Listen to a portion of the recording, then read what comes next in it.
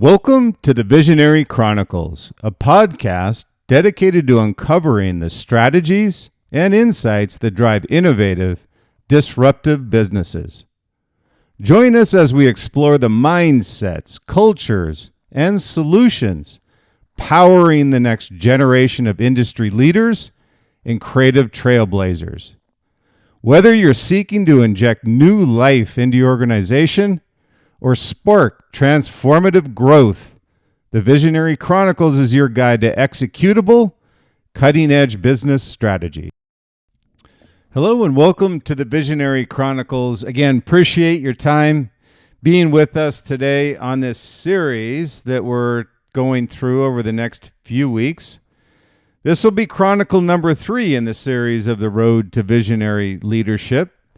And today we're going to talk about strategic foresight and planning in visionaries and the leadership and how they apply that. So welcome to the Visionary Chronicles and the launch of our first series. Again, this was something that was recommended by our listeners.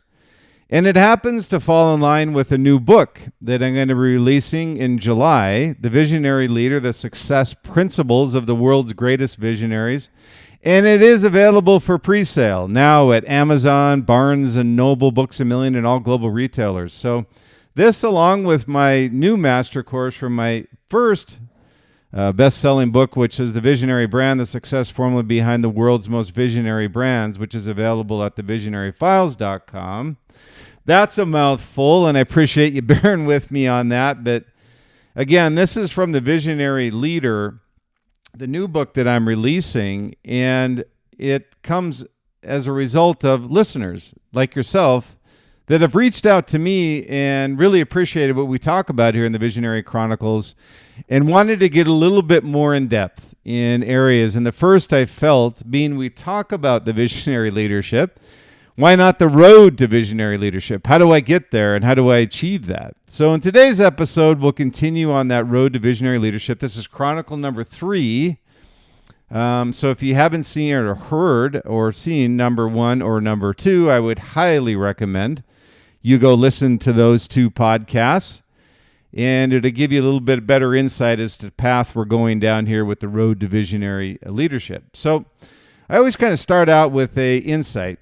And this insight on the visionary leadership, when we talk about the strategic foresight of leaders and planning that leaders do, the best leaders don't just react to the future. They anticipate and shape it. I thought that's a very interesting kind of a microcosm of what we're talking about today. And really having this visionary foresight of what's going to be coming in the future. And they don't not react to it. You respond to things, but you don't react. React is short-term, responding is long-term. So I want to make sure that's really clear before we get into this episode today, because as a leader, in order to be a visionary leader, think about the word vision. And it's really having a clear insight and vision as to what the future holds for your brand company and those that you serve with your brand.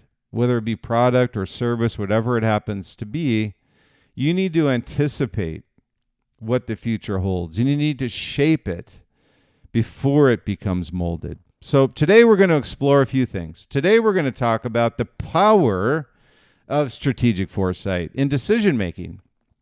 The second is how to develop a future-proof vision of your business. Not a lot of people talk about that, so I thought it's a good little point we'll talk about today. And case studies from Tesla, Google, Nike give you a little bit of insight into how they have applied this strategic foresight in the success of their company and the generational growth that they've had. And actionable strategies for you. I felt that's really important. You know, it's one thing for me to sit here and talk about it, but it's another thing when you apply it. And I love when I hear feedback from visionary leaders or just leaders in general that have been able to apply some of the things that I talk about in the Visionary Chronicles. So actionable insights are really important to me. So let's go ahead and dive in on this today. So segment 1 is what is strategic foresight?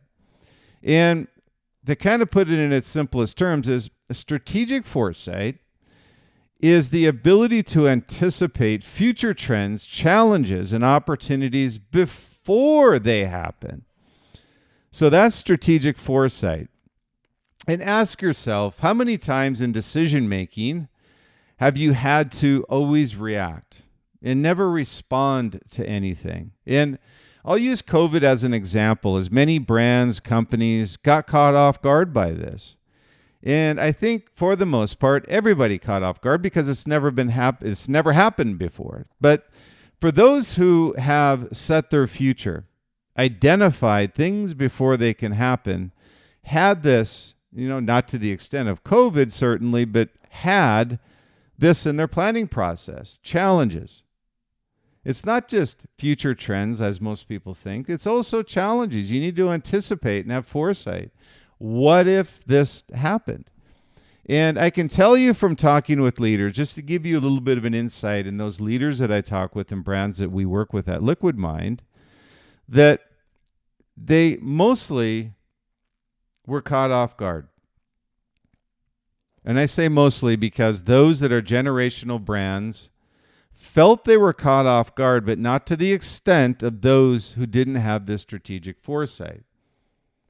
So when you look at this strategic foresight and how you can apply this, it involves scenario planning, trend analysis, and proactive, not reactive, decision making. And visionary leaders don't just ask, hey, what's happening now? They will ask, what's next? And when we talk about working whiteboards with leaders, whether it's an entrepreneur we work with, small companies, mid-cap, large-cap companies and brands, we will ask them this question. Do you know what's happening next? Not just now. And the interesting thing is, nothing against it, but most are wrong. They don't have any idea what's next. They're just trying to keep pace with now. And I'm sure many of you as leaders can't think about the future, much less beyond now. So let's go through some case studies and continue to talk about this and how we adapt. So let's talk about Tesla as an example, anticipating market shifts with huge risk on top of it. So under Elon Musk at Tesla, rather, they leverage this strategic foresight. And hopefully you can see how even somebody as Elon can apply this. You can apply these principles. So they identified the shift. And notice the word there. They didn't say, hey, let's build an electric car. They said they shifted to sustainable energy before it became mainstream. And again, the interesting thing as we go through these, look, and I'll tell you why I'm bringing this up in a minute. When you look at the electric vehicle market, it was new, right? Nobody had adopted it. There was no market that had been challenged yet outside of ICE. So this is something that was new to everyone, including Elon and including Tesla. But look at these principles that Tesla talked about, that Elon talked about, that were priorities for them at the outset. Second is investing in battery technology and self-driving AI ahead of competitors. Number 3 is scaling production with gigafactories to meet future EV demand.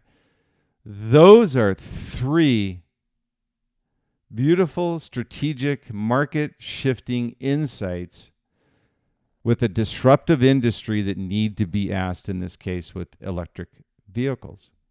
The reason I say it is because one of the failures was Ford. And I hate to beat Ford to death, but all these legacy car companies were caught off guard.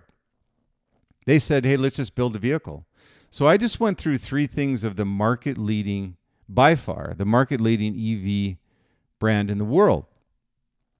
And what did Elon talk about? He didn't say, hey, let's build a car and figure it out later. What Elon said is, let's adopt sustainable energy, let's invest in battery technology and self-driving AI. Tangible assets to building infrastructure. Also, we want to scale gigafactories to meet EV demand because we know people and they will be asking, how do I charge this? Where do I charge this? That's the infrastructure requirement. The question with the legacy brands was merely one. How do we build an EV car? That's a failure. And clearly in the marketplace, it was a disastrous failure. Saying that you're going to go after Tesla. And I imagine Elon was just laughing when he said, hey, we're going to build EV cars. And nothing came out of their mouth, the leadership of these legacy car brands, about infrastructure. Here you've got 3 questions to infrastructure. So anticipating market shifts is key. So insight, the future rewards are for those who prepare for it today. Interesting. And segment 2 we talk about is the pillars of strategic planning. So to create a future-proof business, you need a structured planning approach. And what does that mean by a structured planning approach? Okay, let me give you a few points here. Not all of them, but the most critical ones for a structured planning approach. One is vision and long-term thinking. Define a 10-year roadmap, not just a short-term strategy. Number 2 is stay flexible and adaptable to emerging market trends. You notice I didn't say change your vision, change your principles, change your purpose. That's not what I'm talking about here. Vision and long-term thinking. Define a 10-year roadmap, not just a short-term strategy. Stay flexible and adaptable to emerging market trends. Number 2, data-driven decision-making. With the adoption of AI, data has become more accessible at a quicker rate than we've ever imagined. So use AI, analytics, and market research to anticipate trends. Your brain's not going to function as fast as the AI will give you that data back on your questions. Monitor customer behavior shifts and industry disruptors.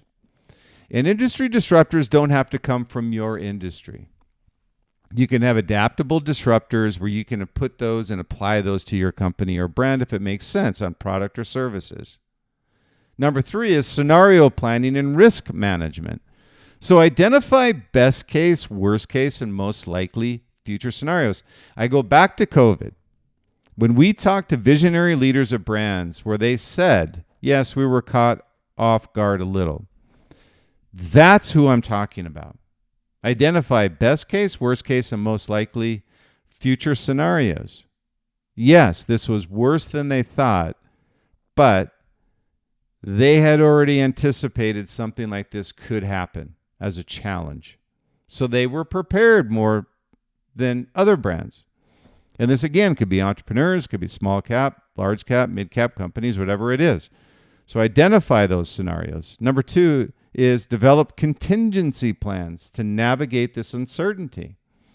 You need to be flexible, adaptable, have contingency plans if something happens. Don't just immediately, what I call react, not respond, react by laying off half your workforce. That's not going to solve your long-term problems through a short-term Band-Aid. So develop these contingency plans if something like this does happen. And number 4 is innovation as a core strategy is key. And what I mean by this is encouraging a culture. And if you haven't listened to episode 2, this is what I talk about, a culture of innovation and how you build it. So encourage a culture of experimentation and calculated risks. Invest in disruptive technology before competitors catch up.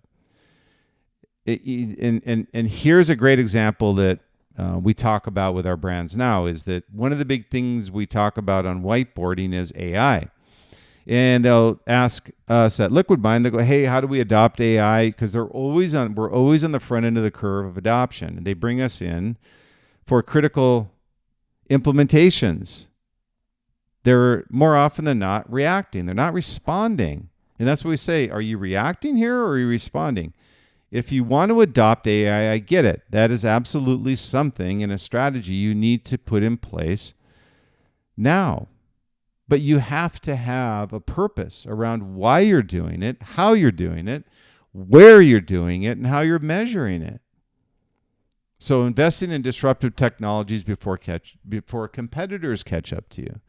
So with these 4 points, which is creating a future-proof business, The 4 points, number 1 being vision and long-term thinking. Number 2, data-driven decision-making. Number 3, scenario planning and risk management. And final is innovation as a core strategy. So the insight through this is future-focused leaders prepare for what's coming, not just what's here. So that's why there's so few visionaries. And I talk about in the Visionary Leader book that I'm going to be releasing in July, is that these success principles are common with these visionary leaders. We go all the way back to Alexander the Great, Socrates, Gandhi, Martin Luther King, Lincoln, up to a present-day visionaries, Steve Jobs, Elon Musk. And so it gives you kind of a great blending of how these leaders, these visionary leaders, live their life and some principles that they have that never changed. So again, the insight here is future-focused leaders prepare for what's coming, not just what's here already. Number 3 is real-world case studies that I'd like to talk about. Some of these case studies, like Google investing in AI and what they call moonshot thinking. You know, it's a very tech term. So this moonshot thinking is basically they're thinking about things that are futurecast. And futurecast, as we've seen in the book as well, I talk about with visionary leaders have this principle of futurecasting. They look towards the future of things that are eventually going to happen, not what's in front of us today, but what's going to happen in the future. So Google's Foresight strategies included early adoption of AI and machine learning to power search and automation. Number 2, they had moonshot projects like self-driving cars, Waymo, and quantum computing. And they did and took long-term bets on renewable energy to reduce operational costs. This goes towards AI implementation, gigafactories. And so the takeaway with this case study is they place big bets on future creations and industry leaders. Case study 2, Nike adapting to digital and sustainability trends. So Nike stayed ahead on their vision and their purpose and their principles by investing in digital transformation projects, Nike's apps, e-com, AI-driven personalization, which I talk about many times in this customer journey that they're on with your brand, and ensuring that you give them an experience during their purchase through their journey with your brand. And number 2 is sustainable product innovation, Flyknit technology, and move to zero initiatives.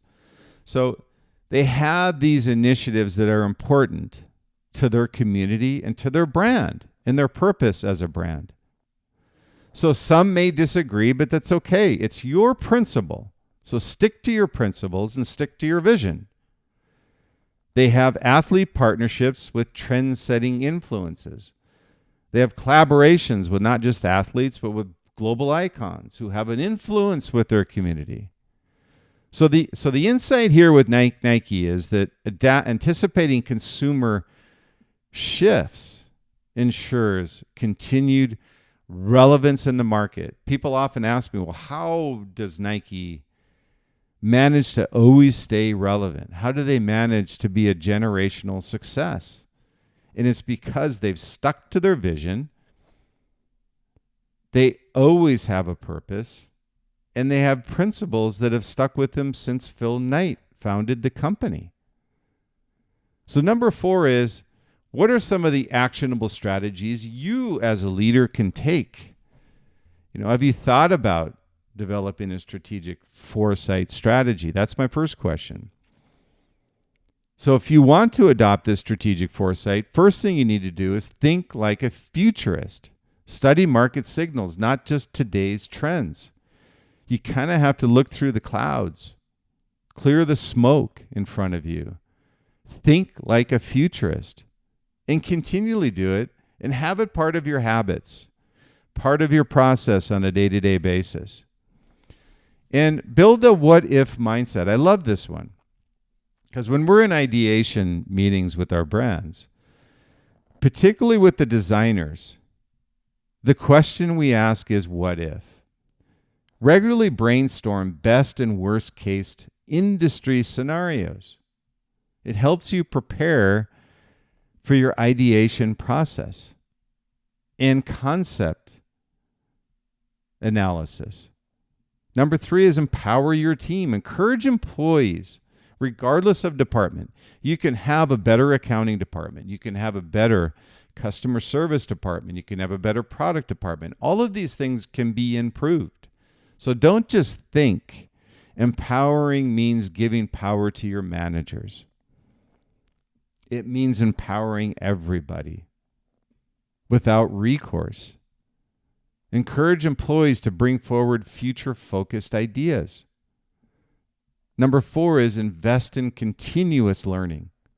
This is one thing I never see at brands. And if you implemented this, you would be amazed at how powerful this is for your team. To let them learn and apply this knowledge to your company and brand. Yes, I always hear from leaders, well, if I teach them, they're just going to leave. It's fine. What you're doing is building brand integrity and brand equity. Because when people leave, they have a voice. And that voice is either going to be positive or it's going to be negative on your culture. Have it be positive. Invest and empower your employees. Stay ahead with books, research, and thought leadership. Make sure your employees have access to this in downtime. I go back to Google's strategy of 20%. 20% of their time was dedicated to this, investing in continuous learning. So the insight here is great leaders don't predict the future, they prepare for it. So in final, with the thoughts on becoming a visionary leader. In this episode, we talked about many things, but the thing I want you to remember, the future isn't something that happens to you. It's something you create. And I'll repeat that because I think it's very important when we talk about visionary leadership, the road to visionary leadership, strategic foresight and planning. The future isn't something that happens to you. It's something you create. So ask yourself, is your company reacting to change or driving it? And I say that either you're in the front of the race, looking at everybody behind you, or they're inhaling your smoke and behind you and reacting to everything you do as a brand, so you want to be driving it. Is your company reacting to change or driving it? The second question you want to ask yourself is, are you investing in innovation or waiting for others to lead? One is a disruptor. The second is a commodity brand. You notice how we reworded that.